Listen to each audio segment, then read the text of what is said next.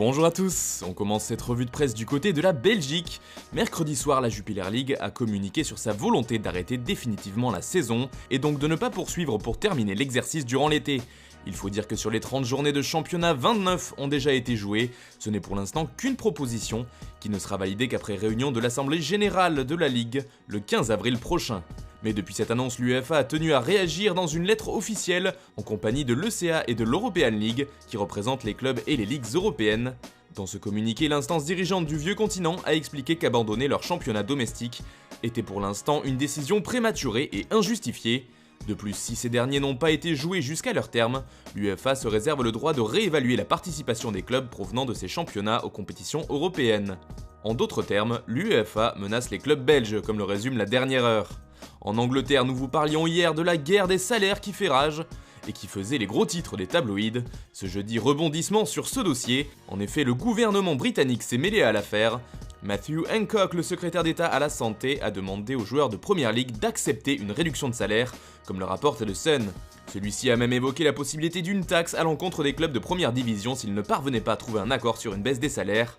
Mais le PFA, le syndicat des joueurs anglais, traîne encore des pieds, explique le journal, même s'il aurait déclaré à ses membres qu'ils allaient devoir être un peu plus flexibles.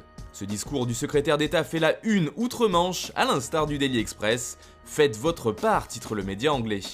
Du côté de l'Espagne, on réfléchit à comment sortir de la crise. Et si on en croit les informations de Marca, la Liga et l'AFE, le syndicat des footballeurs espagnols, auraient imaginé 3 scénarios possibles pour affronter cette crise économique. Si le championnat ne reprend pas, les joueurs pourraient prendre en charge 47% des pertes financières avec la baisse de leur salaire, soit environ 450 millions d'euros. Si le championnat reprend mais se joue à huis clos, ils devraient assumer 45% des pertes, soit 140 millions d'euros. Enfin, dernier scénario, le plus heureux, si la compétition reprend et que les rencontres se jouent avec du public, on passerait à 49% de prise en charge, pour des pertes d'environ 77 millions d'euros. Un geste qui pourrait ainsi permettre au foot espagnol de sortir de cette crise à moindre mal. En Italie aussi, on se demande comment le retour à la compétition va se dérouler, et d'après Tuttosport, il va falloir jouer toutes les 72 heures pour terminer à temps championnat et coupes européennes. Un sacré rythme pour des joueurs qui seront restés sans compétition pendant de nombreuses semaines. Autre information qui nous intéresse en couverture du quotidien transalpin, le départ possible de Gonzalo Higuaín de la Juve. Il pourrait faire son retour du côté de River Plate, en tout cas son ancien club aimerait beaucoup réaliser l'opération. L'information vient au départ du journal argentin Clarín, et même si River aurait du mal à payer le salaire actuel d'Higuaín de 7,5 millions d'euros, le club de Buenos Aires croit en ses chances, notamment à cause de la situation économique de la Juve, qui pourrait être prête à faire des efforts pour se débarrasser de l'un des plus gros salaires du club. On part maintenant en Espagne où le futur mercato du Barça fait encore et toujours parler. Plusieurs choses à retenir de la couverture de Sport ce vendredi.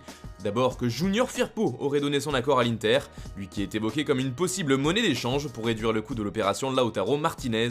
Ensuite, d'après le quotidien catalan, Griezmann est clairement la clé pour pouvoir réaliser le transfert de Neymar, car le PSG verrait d'un très bon œil l'arrivée de l'ancien attaquant de l'Atlético, premièrement car cela ferait un Français de plus dans l'effectif et ensuite car cela pourrait faire plaisir à Kylian Mbappé. Troisième information concernant le Barça, les négociations avec Ter Stegen n'avancent pas. Annoncé difficile depuis plusieurs jours, la prolongation du portier allemand s'annonce maintenant plus que compliquée, et d'après Sport, il s'éloigne un peu plus du Barça chaque jour.